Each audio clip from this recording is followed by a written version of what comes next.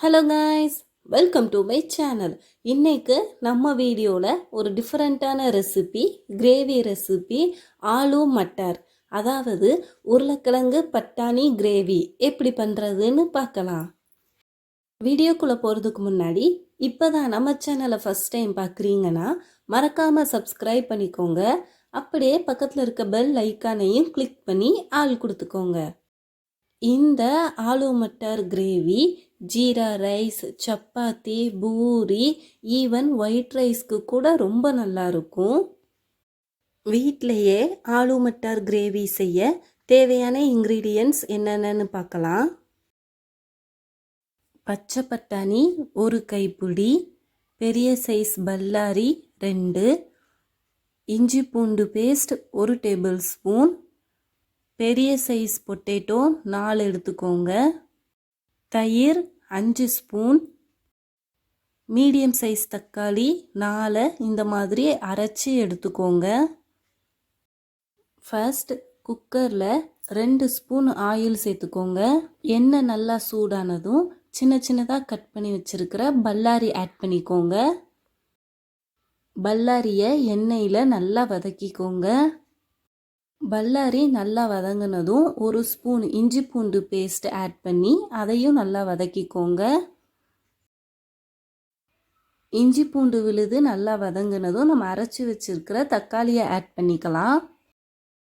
5 to 7 minutes low ஃப்ளேம்லேயே தக்காளியை கொதிக்க விடுங்க. தக்காளியோட பச்சை வாடை போய் தக்காளி நல்லா வதங்கணும்.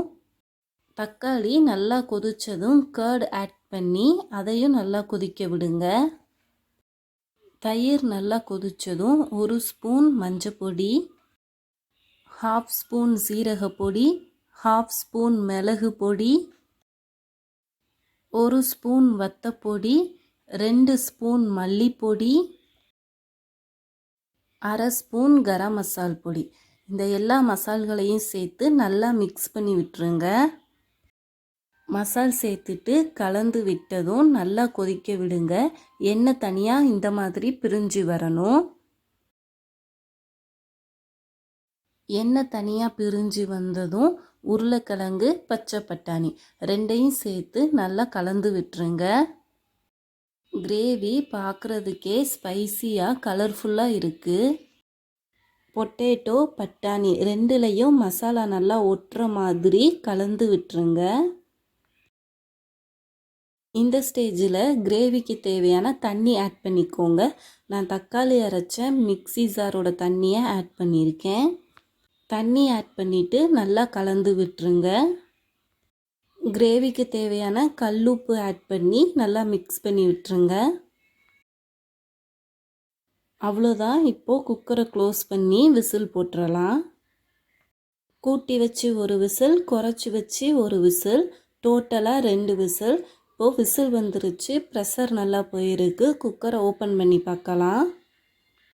உருளைக்கிழங்கு, பட்டாணி 2மே நல்லா வெந்திருக்கு. குக்கரை ஓப்பன் பண்ணதுமே ஸ்மெல் வேறு லெவலில் இருந்தது. ஃபைனலாக கிரேவியில் கொத்தமல்லி இலை தூவிடுங்க. கொத்தமல்லி இலை ஆட் பண்ணிவிட்டு நல்லா மிக்ஸ் பண்ணி விட்டுருங்க. அவ்வளோதான், டேஸ்டியான ஸ்பைசியான ஆலு மட்டார் கிரேவி வீட்டிலையே ரெடி.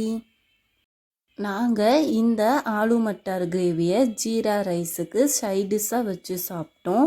டேஸ்ட் வேறு லெவலில் இருந்தது. இந்த கிரேவி வெறும் ஒயிட் ரைஸ்க்கு கூட நல்லாயிருக்கும் போல், அவ்வளோ டேஸ்ட்டாக இருந்தது. நம்ம சேனல்லையே ஜீரா ரைஸ் ஈஸியாக எப்படி பண்ணணுங்கிற வீடியோவும் அப்லோட் பண்ணியிருக்கோம். நீங்கள் இன்னும் அந்த வீடியோ பார்க்கலைன்னா மறக்காமல் செக் பண்ணி பாருங்கள். ரொம்ப சிம்பிள் ரெசிபி தான். ஸோ கண்டிப்பாக நீங்களும் வீட்டில் ட்ரை பண்ணி பாருங்கள். வீடியோ பிடிச்சிருந்தா மறக்காமல் லைக் பண்ணுங்கள், ஷேர் பண்ணுங்கள், சப்ஸ்கிரைப் பண்ணுங்கள். தேங்க்யூ.